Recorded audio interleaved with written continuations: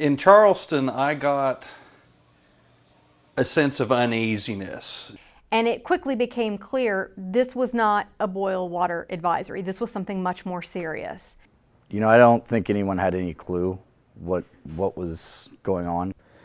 Right. Well, what the chemical spill taught us is that water is extremely valuable, and we just often take it for granted because we have so much of it. To put it very bluntly, the chemical leak into the water system in Charleston was an embarrassment for the entire state that we will feel for years and years to come.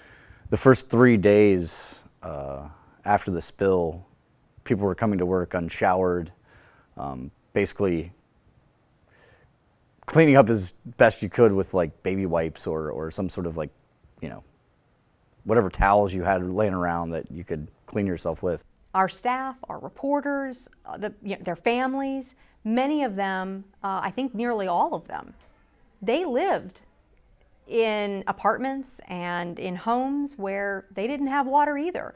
So this was a story that they were covering, but they were also experiencing firsthand. And that was really important because I think it added an additional sense of urgency. But also trying to fathom what it was like to be completely cut off, to not have an appropriate supply of drinking water, or to only have to be able to shower in a public space every couple of days if you're lucky.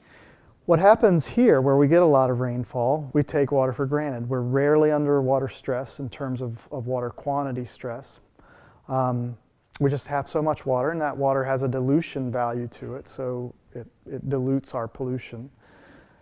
But what we saw from that chemical spill is that when we don't have water, it creates a serious, serious situation, and not one that's just, environmentalists care about it.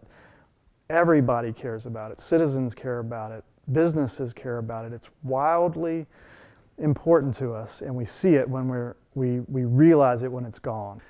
I think to myself what that situation might have been like if these sensors were available and journalists could have been pulling samples and testing things.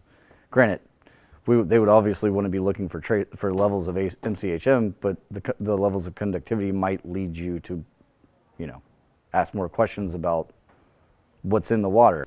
This was not handled well, in my opinion, at multiple levels. And I think a lot of that had to do with the fact we were in uncharted territory. Some of it, I think, of our own making, some of it not. This was a chemical that we knew about and had been a part of the coal industry and the cleaning process for a number of years, but had not been studied very extensively. So we didn't have a lot of information from the scientific community to start with. As we lose rivers and their value of drinking water and become dependent on very few, then we become very susceptible to something that would seem like to be a localized event. And instead, that localized event, it touched a third of the state, the residents. One of my favorite things that I saw in that time was going down Quarrier Street, and there was a guy and his wife, and they looked like they might have been, late 50s, early 60s, who had loaded up the back of their truck with cases of water from Walmart, and they were going down the road handing them out to people. And it turned out that they were from Braxton County, and they had heard about the problem, and they just wanted to come and help. And their charm was everything you would expect from a West Virginian. It was kind of this expectation. We saw someone ask them why they were handing out the water, and the guy looked at him and said, "Well, hadn't you heard? It's emergency."